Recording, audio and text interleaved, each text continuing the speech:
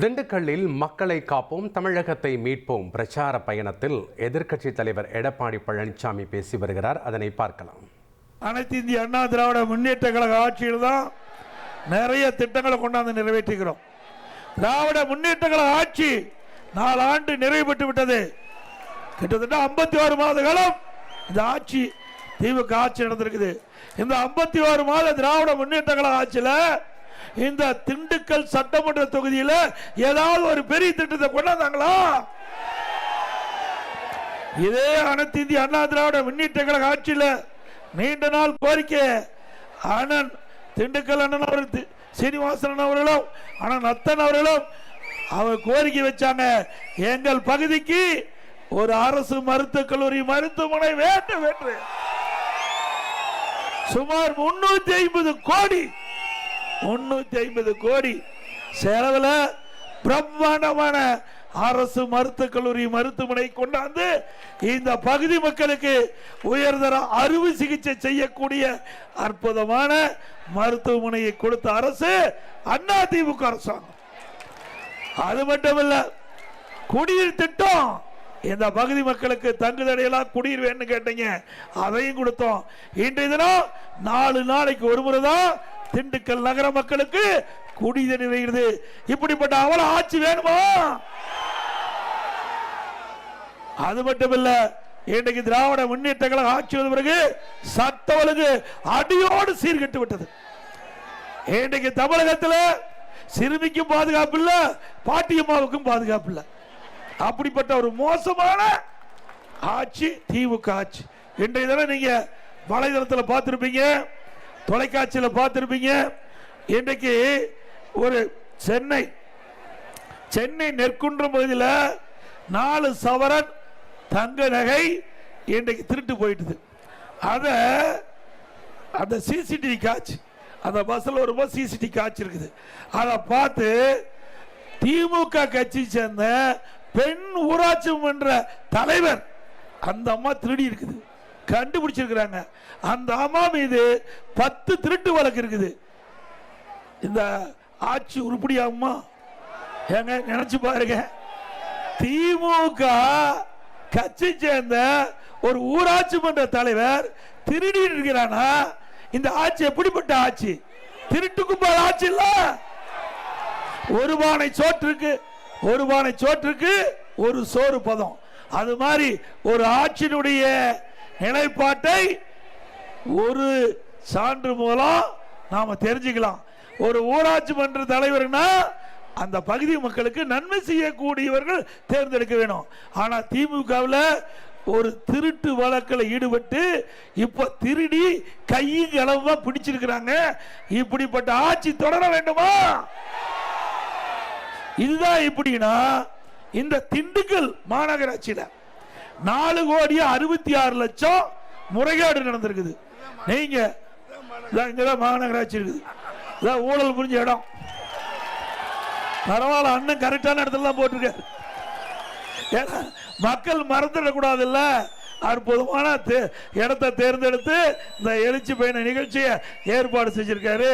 4,66,00,000 இந்த மாநகராட்சி இருக்கிற மக்களுடைய வரி பணத்தை சுருட்டிய மாநகராட்சி இந்த திண்டுக்கல் மாநகராட்சி.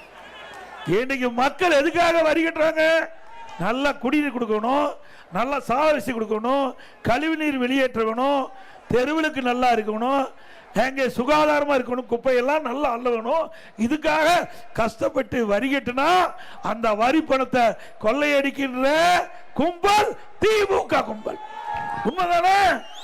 பத்திரிகையில் செய்தி வந்ததுல இந்த 4,66,00,000 இந்த திண்டுக்கல் மாநகராட்சியிலே முறைகேடு நடந்ததாக இந்த அரசாங்கம், திமுக அரசாங்கம், திமுக நிர்வாகத்தில் இப்படி கோளாறு ஏற்பட்டு இவர்களே வழக்கு போட்டு இந்த அதிகாரி சில பேர் கை செஞ்சு போயிருக்காங்க. இது உண்மைதானே? இப்படிப்பட்ட ஆட்சி தேவையா? இங்கதான் இப்படின்னா தமிழ்நாடு முழுவதும் கிளம்பிட்டாங்க. அதாவது கிராமத்தில் சொல்லுவாங்க, எரியிற வீட்டில் பிடுங்குது மிச்சனும், எரியிற வீட்டில் பிடுங்குவது லாபம். அப்படி திமுக கட்சிக்காரன் எங்கெங்கெல்லாம் மேயரா இருக்கிறாங்களோ அங்கெல்லாம் ஊழல். கோயம்புத்தூர் எடுத்துங்க, அங்க இருக்கிற மேயர் அங்க இருக்கிற கவுன்சிலருக்கு பங்கு பிரிக்கிறதுல பிரச்சனை மாத்தி இருக்கிறாங்க. காஞ்சிபுரத்தில் அங்க இருக்கிற ஆளுங்கட்சி மேயர், திமுக ஆளுங்கட்சி கவுன்சிலர், அங்க வர்ற பணத்தை பிரிப்பதில் பிரச்சனை, அங்க பிரச்சனை. திருநெல்வேலி அங்க இருக்கிற மாநகராட்சி, அங்க இருக்கிற கவுன்சிலர் திமுக கவுன்சிலர், திமுக மேயர் மீது நம்பிக்கையில்லா தீர்மானம் கொடுறாங்க, அங்க பிரச்சனை. இப்படி தமிழ்நாட்டுக்கின்ற பல்வேறு மாநகராட்சியில் மிகப்பெரிய முறைகேடு. அந்த முறைகேடெல்லாம் அண்ணா திமுக ஆட்சிக்கு வந்தவருக்கு அதை முறையாக விசாரிக்கப்பட்டு சட்ட நீதியாக நடவடிக்கை எடுக்கப்படும். அதோட பக்கத்தில் மதுரை மாநகராட்சியில் கொஞ்ச நெஞ்சமெல்லாம் கொள்ளையடிக்கல, 200 கோடி கொள்ளையடிச்சுட்டாங்க. 200 கோடி இந்த வரி வசூல்ல மட்டும் முறைகேடு செஞ்சு மக்களுடைய வரி பணத்தை 200 கோடி ஊழல் செஞ்சு இன்றைக்கு அந்த திமுக மேயருடைய கணவர் கைது செய்யப்பட்டு சிறையில் அடைக்கப்பட்டிருக்கிறாங்க. அங்க இருக்கின்ற அந்த மாநகராட்சியில் இருக்கின்ற 5 மண்டல குழு திமுக தலைவர்கள் ராஜினாமா பண்ணியிருக்கிறாங்க.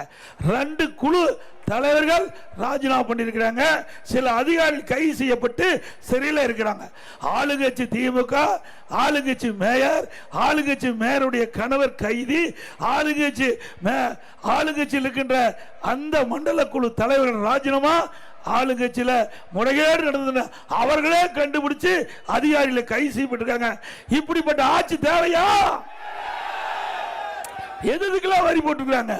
அது ரொம்ப கேவலம். பன்னிக்கு கூட வரி போட்டுக்கிறாங்க. பன்னிக்கு வரி போட்டு அந்த பணத்தில் கொள்ளையடிச்ச அரசாங்கம் திமுக அரசாங்கம், கேவலமான அரசாங்கம். அங்க என்ன நாய்க்கு வரி, பன்னிக்கு வரி, ஆட்டுக்கு வரி, மாட்டுக்கு வரி, எல்லாத்துக்கும் வரி போட்டு அந்த வரிய இந்த கொள்ளை கும்பல் பாகம் பிரிச்சு அதுக்குள்ள பிரச்சனை வந்து வெளிச்சத்துக்கு வந்து இன்றைக்கு நீதிமன்றம் வரைக்கும் போயாச்சு.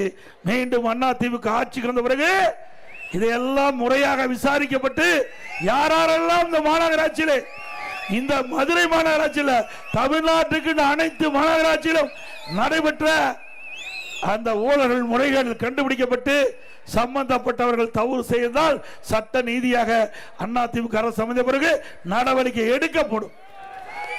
அதோட இது சின்ன ஊழல், இன்னும் பெரிய ஊழல் இருக்குது. டாஸ்மாக் ஊழல் தெரியுமில்ல? யாருன்னு? 10 ரூபா பாலாஜி. நல்ல பேர் ஞாபகம் வச்சிருக்கிறீங்க. நாங்க மறந்தால் நீங்க மறக்க மாட்டீங்க. மக்களுக்கு முழுமையா தெரிஞ்சு போச்சு. இன்றைக்கு இந்த தமிழ்நாட்டில் 6000 பிராந்தி கடை இருக்குது. அதுல நிறைய பார் இயங்கிட்டு இருக்குது. அதுல பெரும்பாலான பார் ஒரே கும்பல் 2500 பார் அவர்களே ஏழை எடுத்துக்கிட்டாங்க. இந்த பார்ல முறைகேட விற்பனை செய்கிறாங்க. கடையில் விற்பனை செய்கிற பாட்டிலுக்கு ஒரு பாட்டிலுக்கு 10 ரூபா அதிகமா கொடுத்து தான் நாம வாங்க வேணும். அப்படி ஒரு நாளைக்கு 1.5 கோடி பாட்டில் இந்த டாஸ்மாக் கடையிலிருந்து விற்பனை ஆகுது. ஒரு பாட்டிலுக்கு 10 ரூபாய்னா மாசத்துக்கு கணக்கு, ஒரு நாளைக்கு 15 கோடி, மாசத்துக்கு 450, வருஷத்துக்கு 5400 கோடி. ஒரு பாட்டிலுக்கு 10 ரூபா அதிகம் வாங்குறதுல இருந்து மேலிடத்துக்கு போயிட்டு இருக்குது. 4 வருஷத்துல 22,000 கோடி இந்த டாஸ்மாக் மட்டும் இந்த 10 ரூபா பாட்டிலுக்கு அதிகமாகி வசூல் செஞ்ச அரசாங்கம் இன்றைக்கு திமுக அரசாங்கம் என்று எல்லா வலைதளத்திலையும் வந்துட்டு இருக்குது. எல்லா தகவல் பத்திரிக்கை எல்லாம் நாரி போயாச்சு. அது மட்டும் இல்ல, இன்னைக்கு ஈடி உள்ள வந்தாச்சு. ஈடி வந்த பிறகு, மத்திய அரசு இருக்கிற ஈடி வந்த பிறகு அந்த டாஸ்மாக்ல முதற்கட்டமா சோதனை நடத்தி 1000 கோடி ஊழல் நடைபெற்றதாக, முறைகேடு நடைபெற்றதாக இன்றைக்கு பத்திரிகையில செய்தி முழுமையா விசாரிச்சா 40,000 கோடி இந்த டாஸ்மாக்ல முறைகேடு இருப்பதாக அவர்கள் எல்லாம் வலைதளத்தில் செய்தி வந்துட்டு இருக்குது. ஆக இவ்வளவு பெரிய ஊழல் செய்கின்ற கட்சி ஆட்சிக்கு வர வேண்டுமா? சொல்லுங்க, நீங்க தாங்க நீதிபதி. அது மட்டும் இல்ல, இன்றைக்கு திமுக ஆட்சிக்கு வந்த பிறகு இன்றைக்கு காலையில ஆலோசனை கூட்டம் அண்ணவர்கள் ஏற்பட்டிருந்தாங்க. அண்ணன் சீனிவாசன் அவர்களும் அண்ணன் நத்த விஸ்வநாதன் அவர்களும் இந்த அதாவது எல்லா அமைப்பை சேர்ந்தங்க ஒரு 13 அமைப்பை சேர்ந்த அவர்கள் ஒரு ஆலோசனை கூட்டம். அந்த ஆலோசனை கூட்டத்தில் ஒவ்வொருவருக்கும் என்னென்ன உங்க தொழிலில் பிரச்சனை அவர்கள் குறிப்பிட்டாங்க. ஒருவர் குறிப்பிட்டாரு சொத்து வரி ஏற்றிக்கிட்டாங்க அப்படின்னாரு.